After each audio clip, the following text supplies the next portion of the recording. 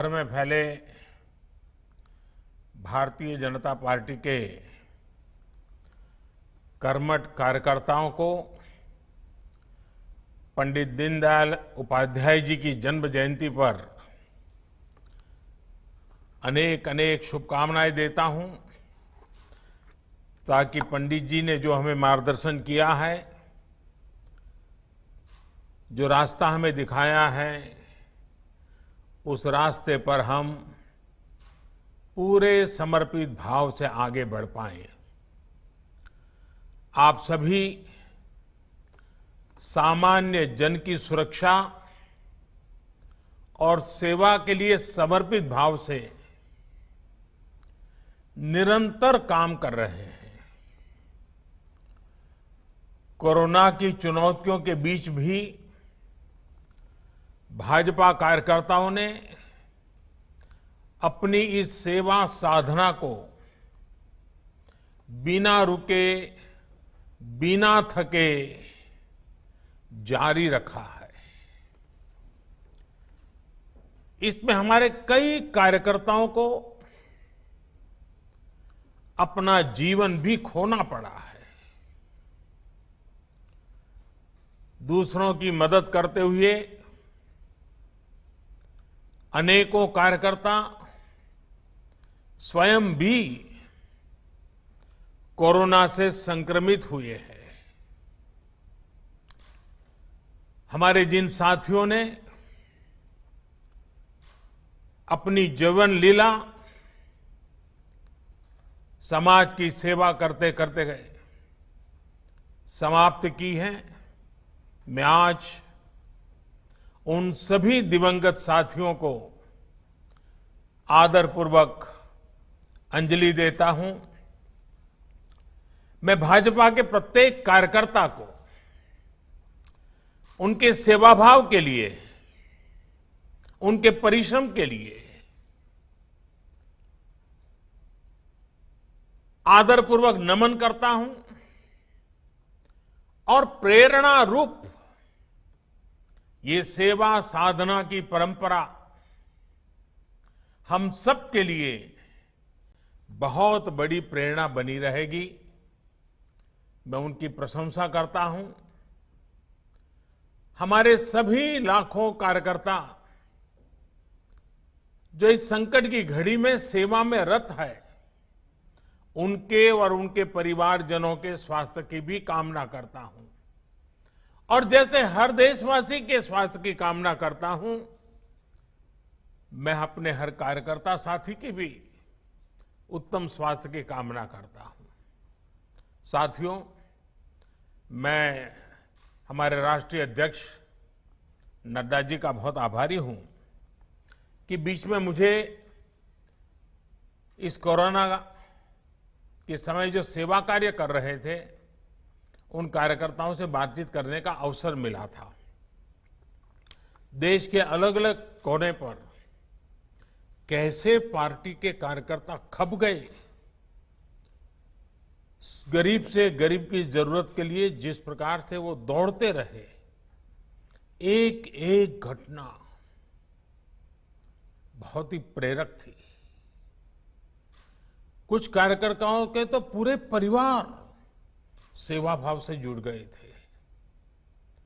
और समाज भी देखिए, संसाधनों की कोई कमी नहीं होने दी। ये सेवा भाव, ये कर्तव्य भाव, संगठन का समाज के प्रति नित्य समर्पण, ये अपने आप में मां भारती के लिए हमने जो सपने संजोए हैं, उन सपनों को बहुत बड़ा बल देते हैं। और इसलिए मेरे कार्यकर्ता भाइयों बहनों, आपने जो किया है वो मीडिया में छपे न छपे, टीवी में दिखे न दिखे, लेकिन आपने सामान्य गरीब के दिल में जगह बना ली है। बहुत बड़ा काम किया है। साथियों, आज हमारे बीच ऐसे कम ही लोग हैं जिन्होंने दीनदयाल जी को जीते जी देखा हो, सुना हो या उनके साथ काम किया हो। मुझे पंडित दीनदयाल जी के दर्शन करने का सौभाग्य नहीं मिला था, लेकिन उनका स्मरण,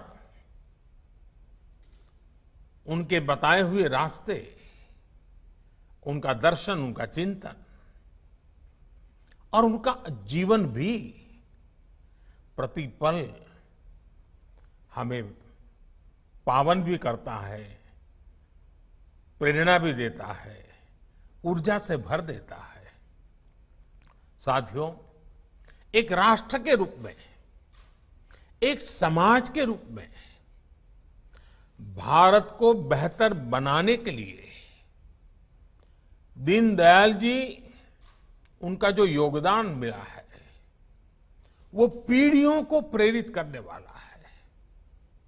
भारतीय जनता पार्टी के हम सभी कार्यकर्ताओं के लिए उनका दिखाया मार्ग हम सभी को प्रेरणा देता है, प्रोत्साहित करता है।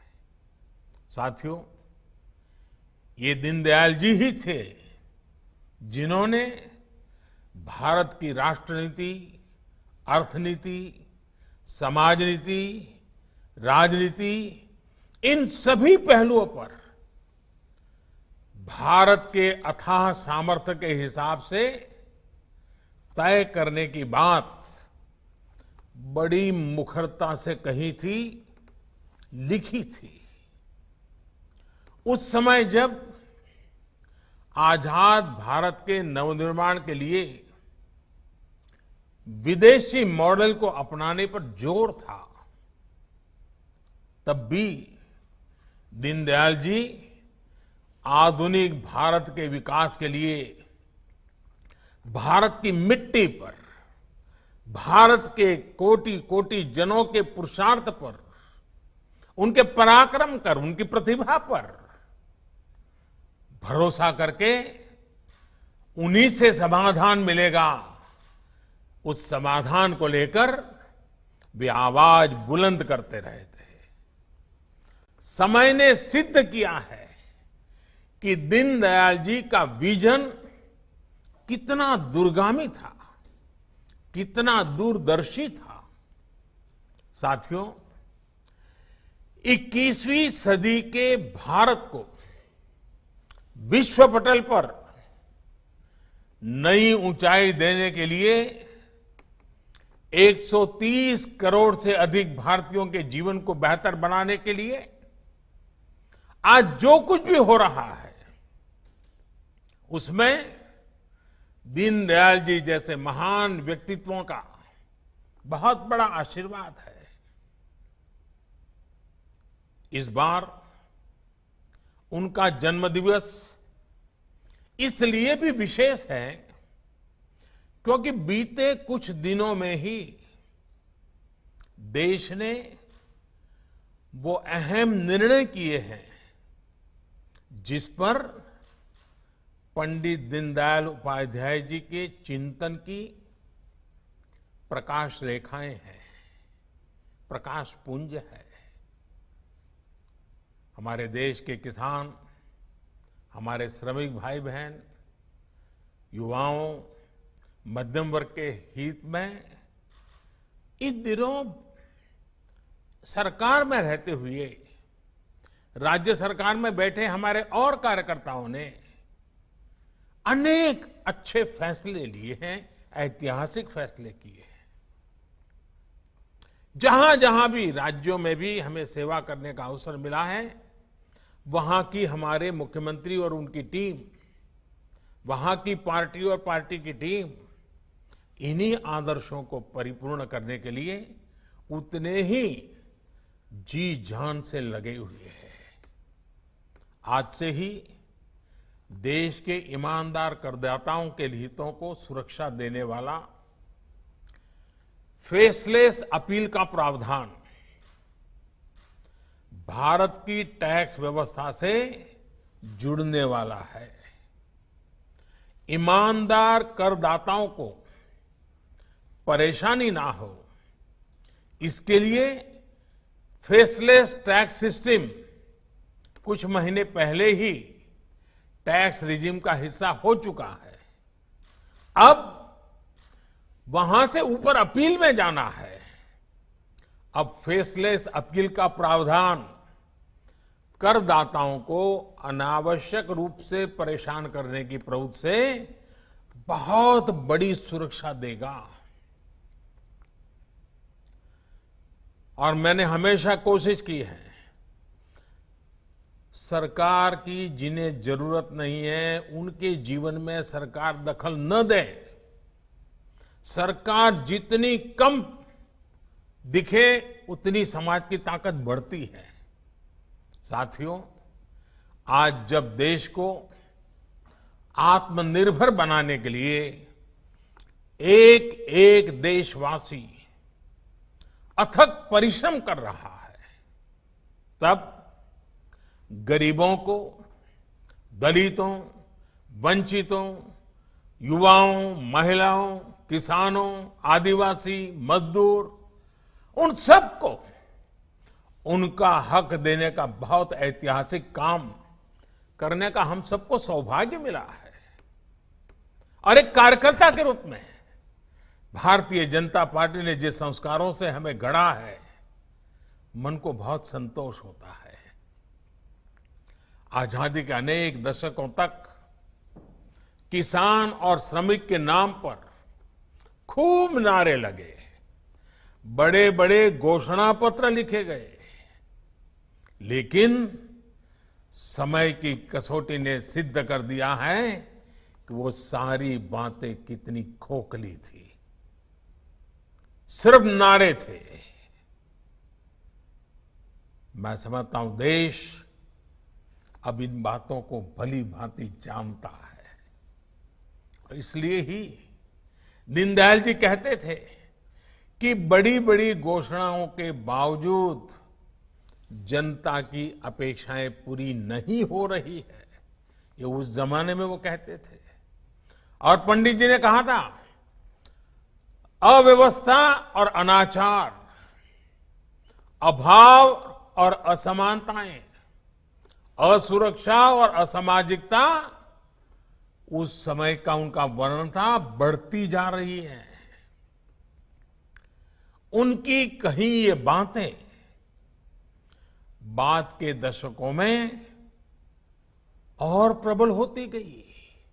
दीनदयाल जी तो हमें छोड़ के बहुत पहले चले गए थे। ये तब और बढ़ा जब कुछ लोगों ने राष्ट्रहित और जनहित के बजाय सत्ता और स्वहित को राजनीति का हिस्सा बना लिया। साथियों, किसान और श्रमिक के नाम प्रदेश में, राज्यों में अनेकों बार सरकारें बनी, लेकिन उन्हें मिला क्या? सिर्फ वादों और कानूनों का एक उलझा हुआ जाल, एक ऐसा जाल जिसको ना तो किसान समझ पाता था और न ही मेरा श्रमिक भाई बहन समझ पाते थे। किसानों को ऐसे कानूनों में उलझा कर रखा गया जिसके कारण वो अपनी ही उपज को अपने मन मुताबिक बेच भी नहीं सकता था। नतीजा ये हुआ कि उपज बढ़ने के बावजूद किसान ने पसीना बहाने में कोई कमी नहीं रखी। बूंद बूंद पानी का, तिल तिल जमीन के हिस्से का उपयोग करते हुए देशवासियों का पेट भरने के लिए, सरकार के खजाने भरने के लिए हमारे किसान ने कोई कमी नहीं रखी। उपज बढ़ाने के बावजूद किसानों की आमदनी उतनी नहीं बढ़ी। हां, उन पर दिनों दिन कर्ज बढ़ता गया। कर्ज जरूर बढ़ गया। साथियों, भाजपा के नेतृत्व में एनडीए सरकार ने निरंतर इस स्थिति को बदलने का प्रयास किया है, प्रामाणिक प्रयास किया है। सोच समझ करके प्रयास किया है। कोई निजी स्वार्थ के लिए नहीं, कोई राजनीतिक स्वार्थ के लिए नहीं, सिर्फ और सिर्फ किसान के कल्याण को ध्यान में रखते हुए पहले लागत का 1.5 गुना एमएसपी तय किया, उसमें रिकॉर्ड बढ़ोतरी की और रिकॉर्ड सरकारी खरीद भी एनडीए सरकार ने ही की है, इतिहास बना दिया है। बीते सालों में ये निरंतर प्रयास किया गया है कि किसान को बैंकों से सीधे जोड़ा जाए। पीएम किसान सम्मान निधि के तहत देश के 10 करोड़ से ज्यादा किसानों के बैंक खातों में कुल 1 लाख करोड़ रुपए से ज्यादा ट्रांसफर किए जा चुके हैं। सरकार ने इस बात का भी प्रयास किया है कि ज्यादा से ज्यादा किसानों के पास क्रेडिट कार्ड हो, किसान क्रेडिट कार्ड, उन्हें खेती के लिए आसानी से कर्ज उपलब्ध हो। पहले सिर्फ उसी किसान को केसीसी का लाभ मिलता था जिसके पास 2 हेक्टेयर जमीन हो। हमारी सरकार इसके दायरे में देश के हर किसान को ले आई। थोड़ी सी भी जमीन होगी, किसान है, इसका हकदार है। अब किसान क्रेडिट कार्ड का लाभ पशुपालकों को और मछली पालन से जुड़े लोगों को भी दिया जा रहा है। साथियों, पिछले सरकार के 5 साल में किसान क्रेडिट कार्ड द्वारा किसानों को करीब 20 लाख करोड़ रुपए का ऋण दिया गया था। मैं यूपीए सरकार की बात करता हूं। भाजपा सरकार के 5 वर्ष में किसानों को लगभग 35 लाख करोड़ रुपए केसीसी के माध्यम से दिए गए हैं। सरकार देशव्यापी अभियान चलाकर ज्यादा से ज्यादा किसानों को केसीसी से जोड़ रही है ताकि उन्हें किसी और के पास ऊंचा ब्याज देकर के, जमीनें गिरवी रख करके, पहले से ही अनाज बेचने का एक प्रकार से सौदा करके कर्ज लेने की मजबूरी से बाहर निकालने के लिए हमने एक अहम काम पूरी ताकत से शुरू किया है। इन सभी प्रयासों से देश के किसानों को बहुत बड़ी मदद मिली है और अब दशकों बाद किसान को अपनी उपज पर सही हक मिल पाया है। कृषि में जो सुधार किए गए हैं उसका सबसे ज्यादा लाभ छोटे और सीमांत किसानों को मिलेगा। देश में 100 में से 85 आउट ऑफ 100 इतनी बड़ी मात्रा में जो किसान हैं वो इस श्रेणी में आते हैं और ये बहुत बड़ी ताकत है किसान जो आज सबसे ज्यादा खुश है। पहली बार उनको अपनी उपज के मोल भाव का विकल्प मिला है। पहले की परंपरा थी मंडी में बेचने की, अगर उसको लगता है कि वहां फायदा है वो वहां बेचेगा, उसको लगता है कि मंडी के बाहर फायदा है तो मंडी के बाहर बेचेगा। फर्क इतना किया है, महत्वपूर्ण फर्क है। किसान को हक दिया है जो अपनी मर्जी के मुताबिक जहां ज्यादा दाम मिलेगा अपना माल बेचेगा। साथियों, भाजपा सरकार ने जो काम किया है, अब भाजपा के हर कार्यकर्ता को इन कानूनों की भावना को बिल्कुल सरल भाषा में किसान साथियों के बीच बैठ करके गांव में जाकर के खटिया की परिषदें कर करके, चारपाई की परिषद कर करके, छोटे छोटे ग्रुप में हमें बताना है।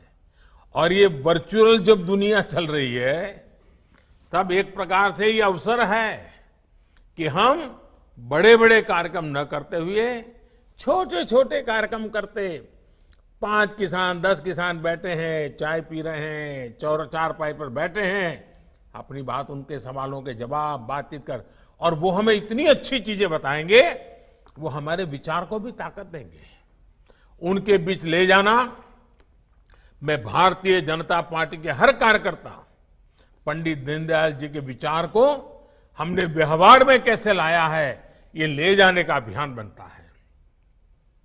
किसानों से हमेशा जिन्होंने झूठ बोला है, झूठ बोलने वाले कुछ लोग इन दिनों अपने राजनीतिक स्वार्थ की वजह से किसानों के कंधे पर बंदूकें फोड़ रहे हैं, किसानों को भ्रमित करने में लगे हैं। ये लोग अफवाहें फैला रहे हैं। देश के किसानों को ऐसी किसी भी अफवाह से बचाना, कृषि सुधार का महत्व समझाना भारतीय जनता पार्टी के हम सभी कार्यकर्ताओं का बहुत बड़ा कर्तव्य है, हमारी जिम्मेवारी है, क्योंकि हमें किसान के भविष्य को सुनिश्चित करना है, उज्जवल बनाना है। हम जितना ज्यादा किसानों को कृषि सुधार की बारीकियों के बारे में समझा पाएंगे, उतना ही किसान जागरूक होगा, और अपने को कोई अगर लूट लेता है, धोखा करता है, तो वो खुद भी जागरूक हो जाएगा, अपने आप को बचा लेगा। और इसलिए किसान को सशक्त होने का ये रास्ता है। साथियों, किसानों की तरह ही हमारे यहां दशकों तक देश के श्रमिकों को भी कानून के जाल में उलझाकर रखा गया है। जब जब श्रमिकों ने आवाज उठाई, तब तब उनको कागज पर एक कानून दे दिया गया। स्थिति ये थी कि निर्माण से जुड़े श्रमिकों के लिए एक कानून, खेत से जुड़े श्रमिकों के लिए दूसरा कानून, पत्रकारिता से जुड़े कामगारों के लिए एक कानून, फिल्म उद्योग के क्षेत्र में काम करने वाले श्रमिक साथियों के लिए अलग कानून, ऐसे अनेक कानून थे। जरूरत श्रमिकों का जीवन आसान बनाने की थी, लेकिन उनके जीवन को कानूनी दांव पेचों में उलझाकर रख दिया गया। इस वजह से वो इंसाफ के लिए कोर्ट का रुख करते भी तो बरसों बरस कचहरी के चक्कर ही काटते रह जाते हैं। अब इस स्थिति को बदल दिया गया है। 4 लेबर कोड्स के माध्यम से देश के श्रमिक साथियों को दर्जनों कानूनों के कुचक्र से बाहर निकालने का प्रयास हमने किया है। श्रमिकों के स्वास्थ्य, श्रमिकों की सुरक्षा, श्रमिकों की सुविधा और श्रमिकों के वेतन को लेकर अब कानूनों को सरल बनाया गया है, सहज बनाया गया है। नए कानूनों के माध्यम से देश के सभी करीब 50 करोड़ संगठित और असंगठित क्षेत्र के श्रमिकों को वेतन मिले, और वो भी समय पर मिले, इसको कानूनी रूप से अनिवार्य कर दिया गया है। अभी तक खनन, बिल्डिंग और कंस्ट्रक्शन वर्कर, स्वीपिंग और क्लीनिंग, मैन्युफैक्चरिंग, ऐसे कुछ कामों से जुड़े देश के सिर्फ 30% श्रमिक को ही न्यूनतम वेतन मिलता था। याद रखिए, सिर्फ 30%, 30%। अब IT industry, hotel, dhaba, transport, घरेलू कामगार, असंगठित क्षेत्र के तमाम दूसरे श्रमिकों को भी ये सारे हक मिलेंगे, इसके दायरे में लाया गया है। हमें श्रमिकों के आशीर्वाद मिलने वाले हैं। साथियों, अभी पूरे देश में न्यूनतम वेतन को लेकर करीब 10,000 अलग अलग दरें हैं। आप चौंक जाएंगे सुन करके, 10,000 अलग अलग दर।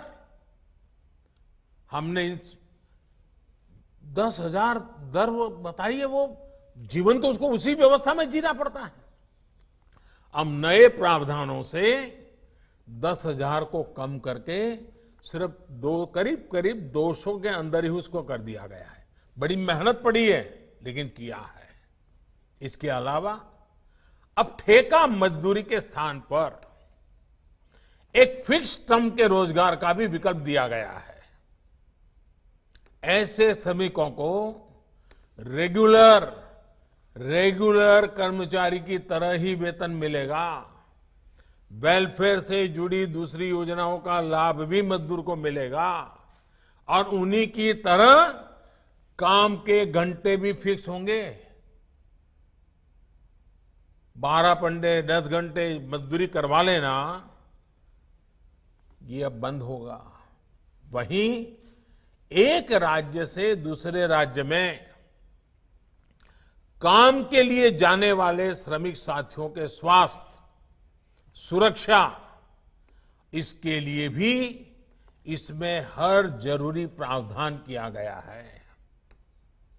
किसानों, खेत मजदूरों, छोटे दुकानदारों, असंगठित क्षेत्र के मजदूरों के लिए 60 वर्ष की आयु के बाद पेंशन और बीमा से जुड़ी योजनाएं हमारी सरकार ने पहले से ही उसका आरंभ कर दिया है। अब नए प्रावधानों से ये सामाजिक सुरक्षा का ये कवच और मजबूत होगा। ये नए प्रावधान देश के उद्योगों के लिए भी, उनके लिए भी एक प्रकार से काम करना सरल करेंगे, आसान बनाएंगे। करप्शन भी रुकेगा।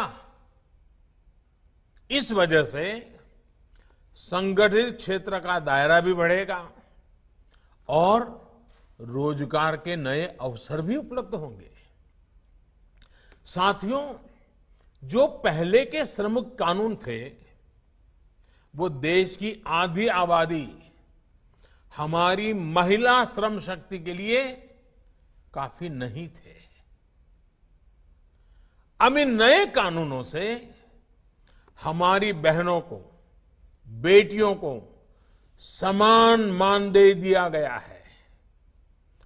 उनकी ज्यादा भागीदारी को सुनिश्चित किया गया है। अब देश के श्रम क्षेत्र को भी महिलाओं के लिए पूरी तरह से खोल दिया गया है।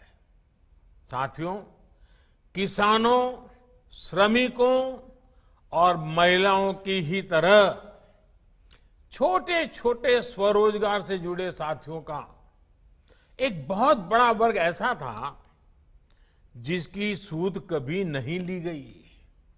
रेहड़ी पटरी, फेरी पर काम करने वाले लाखों साथी जो आत्मसम्मान के साथ अपने परिवार भरण पोषण करते हैं, उनके लिए भी पहली बार एक विशेष योजना बनाई गई है।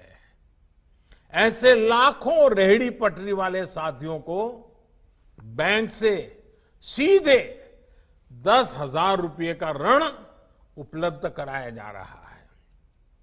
ये सिर्फ एक मुश्त ऋण की योजना नहीं है, बल्कि इससे रेहड़ी पटरी वालों को इस तरह बैंकिंग सिस्टम से जोड़ा गया है कि अगर वो अपने छोटे कारोबार को आगे बढ़ाना चाहता है और बैंक के साथ उसका लेन देन बहुत बढ़िया ढंग से चल रहा है, तो आगे भी ज्यादा लोन दे सके, कम दरों पर कर्ज दे सके, ये व्यवस्था की गई है। ऐसे काम से जुड़े अनेक साथी गांवों को छोड़कर शहर पहुंचते हैं। उनको वहां आवास की बेहतर सुविधाएं प्राप्त हो, इसके लिए भी उचित किराए वाली आवास योजना बनाई गई है। साथियों, कोशिश ये है कि आत्मनिर्भरता के व्यापक मिशन से जुड़े हर कोई जुड़े, सभी को अवसर मिले, और यही तो दीनदयाल जी का सपना पूरा करने का प्रयास है। इसी ध्येय के साथ SC, ST, schedule caste, schedule tribe, उन वर्ग के साथियों के लिए भी जो आरक्षण का प्रावधान है, उसको हमारी सरकार ने पार्लियामेंट में अगले 10 वर्ष के लिए बढ़ाया दिया गया है। इतना ही नहीं, सामान्य वर्ग के गरीबों को भी आगे बढ़ने के लिए, उचित अवसर देने के लिए पहली बार 10% का आरक्षण दिया गया है। इन सुविधाओं का बहुत बड़ा लाभ समाज के एक बड़े हिस्से को मिल रहा है। साथियों, गरीब हो, किसान हो, श्रमिक हो, महिलाएं हो, ये सभी आत्मनिर्भर भारत के मजबूत स्तंभ हैं। इसलिए इनका आत्मसम्मान और इनका आत्मगौरव ही आत्मनिर्भर भारत की प्राण शक्ति है, भारत की प्रेरणा है। इनको सशक्त करते ही भारत की प्रगति संभव है। भाजपा की हर सरकार, चाहे वो केंद्र में हो या राज्य में, वो यही प्रयास कर रही हैं कि समाज के सभी को सही अवसर मिले, कोई खुद को छूटा हुआ महसूस न करें। साथियों, हमारा वैचारिक तंत्र और राजनीतिक मंत्र साफ है, गोलमोल नहीं है, और हमने उसको जी करके दिखाया है। हम लोगों के लिए राष्ट्र सर्वोपरि, नेशन फर्स्ट, यही हमारा मंत्र है, यही हमारा कर्म है। साथियों, हमारे सारे लक्ष्य इसी एक मंत्र में समाहित है। भारतीय जनता पार्टी के प्रत्येक कार्यकर्ता को 21वीं सदी की राजनीति में अपनी ये पहचान और सशक्त करनी है। 1 वर्ष पहले इसी पहचान के कारण देश ने भाजपा को अवसर दिया है, अपना भरपूर आशीर्वाद दिया है। मुझे खुशी है कि बहुत ही कम समय के भीतर हमने दशकों से चले आ रहे मामलों को निपटाया है, अनेक बड़े वायदों को पूरा किया है। भाजपा के कार्यकर्ता के रूप में जिस संकल्प पत्र को लेकर आप घर घर, द्वार द्वार गए थे, आज जब आप उसको देखेंगे तो आप पाएंगे कि कितनी तेजी से काम किया जा रहा है। हर घर जल और हर गांव तक तेज इंटरनेट जैसे अनेक ऐसे संकल्प हैं जो करोड़ों देशवासियों के जीवन को आसान बनाने वाले हैं। इसमें आर्टिकल 370, अयोध्या में भव्य राम मंदिर का निर्माण जैसे वो वादे भी शामिल हैं जिसको दशकों की हमारी तपस्या का भी आधार रहे हैं, दे रहे हैं। संकल्प लेकर उसे सिद्ध करने की इस ताकत को हमें बनाए रखना है, ऊर्जावान रखना है। साथियों, बदलते हुए समय में है, बहुत कुछ तेजी से बदल रहा है। भाजपा के कार्यकर्ता ने इस दौर में जिस तरह की फ्लेक्सिबिलिटी और एडॉप्टेबिलिटी दिखाई है, वो भी प्रशंसनीय है। कोरोना काल में भी हमने ये कर दिखाया है। देश के सामान्य मानवी को जब हमारी बहुत ज्यादा जरूरत थी, तब हमने अपने राष्ट्रव्यापी नेटवर्क की ताकत हमारे देश के लोगों की सेवा में लगा दी। शहर हो या गांव, हर जगह भाजपा कार्यकर्ता ने लोगों की मदद की और आज भी कर रहे हैं। बदलती परिस्थितियों में भारतीय जनता पार्टी ने अपने जनसंपर्क को टेक्नोलॉजी आधारित भी बनाने का भरपूर सफल प्रयास किया है। और मैं भाजपा के अध्यक्ष श्रीमान नड्डा जी और उनकी पूरी टीम को भी इस ट्रांसफॉर्मेशन के लिए बहुत बहुत बधाई देता हूं। साथियों, समाज की सेवा में सक्रियता दिखाने के साथ साथ दल के रूप में, कार्यकर्ता के रूप में हमें एक और बात का विशेष ध्यान रखना है। हमारी बातें, हमारे विचार, हमारा आचरण 21वीं सदी के भारत की आकांक्षाओं और अपेक्षाओं के अनुरूप ही होने चाहिए।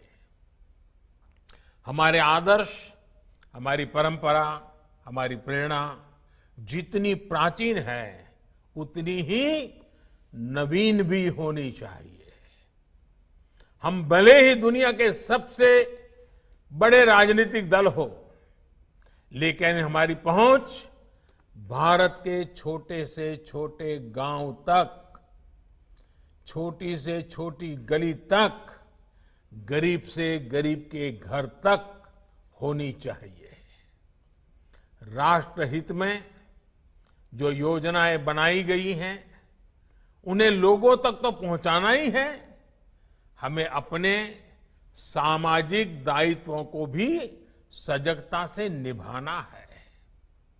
अगर कोरोना के इस कालखंड की ही बात करें तो 2 गज की दूरी, मास्क, हाथ की साफ सफाई, इन सभी के लिए जागरूकता फैलाना निरंतर जरूरी है।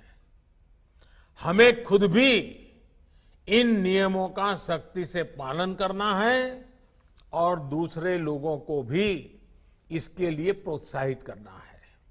साथियों, आज देश वोकल फॉर लोकल के मंत्र के साथ आगे बढ़ रहा है, लेकिन ये सिर्फ बातों से ही संभव नहीं होगा। भाजपा के प्रत्येक कार्यकर्ता को भी स्थानीय उत्पादों को प्राथमिकता देनी है। जब करोड़ों भाजपा का कार्यकर्ता लोकल को अपने जीवन का हिस्सा बनाएंगे, तो निश्चित रूप से इस आंदोलन को बहुत बड़ी ताकत मिलेगी। मुझे विश्वास है कि हम सभी अपने अपने क्षेत्र में, अपने अपने बूथ में इसका नेतृत्व करेंगे, उदाहरण बनकर परिवर्तन का माध्यम बनेंगे। देश के नवनिर्माण के इस मिशन में शिक्षा का भी बहुत बड़ा स्थान है। मैं भारतीय जनता पार्टी के कार्यकर्ताओं से आग्रह करूंगा कि हर इकाई 5 दिन, 7 दिन का एक विशेष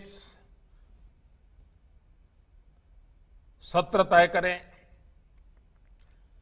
जो विद्वान लोग हैं उनको बुलाएं और हमारी जो राष्ट्रीय शिक्षा नीति आई है, नेशनल एजुकेशन पॉलिसी जो आई है, वाकई उसको बारीकी से अध्ययन करने की जरूरत है। अध्ययन करने से हम भी समाज में ये शिक्षा का जो बदलाव है जो लोग चाहते थे, इतना बड़ा इसका स्वागत हुआ है, इतनी बड़ी उसका सम्मान हुआ है, लेकिन उसका लाभ हमें पहुंचाना होगा। हमें लोगों के साथ बैठ करके, शिक्षा जगत से जुड़े लोगों के साथ बैठ करके हर की इकाई अपनी अनुकूलता से 5 दिन का, 7 दिन के समिट रखें, रोज 2-2 घंटे के समिट हो। आप देखिए, बात जितनी नीचे जाएगी, लोकल अनुभव उसके साथ जुड़ जाएगा। 30 साल के बाद देश में जब शिक्षा नीति आई है, ये 21वीं सदी का बहुत बड़ा आधार बने, ये देखना हम लोगों का मिशन होना चाहिए। साथियों, मैं फिर एक बार पंडित दीनदयाल उपाध्याय जी को आदरपूर्वक नमन करता हूं। इस पार्टी को बनाने के लिए अनेक परिवारों ने जो अपना जीवन खपाया है, उन सभी परिवारों को नमन करता हूं और आप सभी कार्यकर्ताओं के बलबूते पर मां भारती की सेवा करने के लिए हम जो चल पड़े हैं, मां भारती के लिए जो सपने हमने संजोए हैं, उन सपनों को पूरा करने में पंडित दीनदयाल जी के आशीर्वाद तो हम पर बने ही रहेंगे, हमारे सभी बुजुर्गों के आशीर्वाद बने रहेंगे और आपका परिश्रम, आपका संकल्प, आपका सामर्थ्य, आपकी दौड़ धूप, ये सब कुछ राष्ट्र को आगे बढ़ाने में काम आने वाली है। एक कार्यकर्ता के नाते आप सबके बीच आकर के और ये अवसर पर बात करने के लिए मौका मिला, मैं अपने आप को बहुत भाग्यवान मानता हूं। मैं फिर एक बार आपको शुभकामनाएं देता हूं। आपसे आग्रह करूंगा, आप खुद को, अपने परिवार को सुरक्षित रखते हुए आगे बढ़े, इसी कामना के साथ बहुत बहुत धन्यवाद।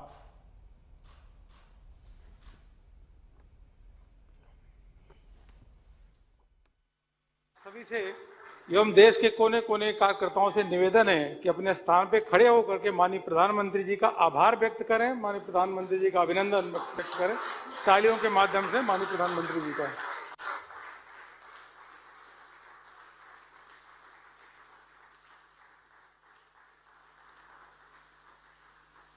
पार्टी के करोड़ों कार्यकर्ता का यह सौभाग्य है। देश भर में फैले भारतीय जनता पार्टी के कर्मठ कार्यकर्ताओं को पंडित दीनदयाल उपाध्याय जी की जन्म जयंती पर अनेक अनेक शुभकामनाएं देता हूं, ताकि पंडित जी ने जो हमें मार्गदर्शन किया है, जो रास्ता हमें दिखाया है, उस रास्ते पर हम पूरे समर्पित भाव से आगे बढ़ पाएं। आप सभी सामान्य जन की सुरक्षा और सेवा के लिए समर्पित भाव से निरंतर काम कर रहे हैं। कोरोना की चुनौतियों के बीच भी भाजपा कार्यकर्ताओं ने अपनी इस सेवा साधना को बिना रुके, बिना थके जारी रखा है। इसमें हमारे कई कार्यकर्ताओं को अपना जीवन भी खोना पड़ा है। दूसरों की मदद करते हुए अनेकों कार्यकर्ता स्वयं भी कोरोना से संक्रमित हुए हैं। हमारे जिन साथियों ने अपनी जीवन लीला समाज की सेवा करते करते गए समाप्त की है, मैं आज उन सभी दिवंगत साथियों को आदरपूर्वक अंजलि देता हूं। मैं भाजपा के प्रत्येक कार्यकर्ता को उनके सेवाभाव के लिए, उनके परिश्रम के लिए आदरपूर्वक नमन करता हूं और प्रेरणा रूप ये सेवा साधना की परंपरा हम सब के लिए बहुत बड़ी प्रेरणा बनी रहेगी।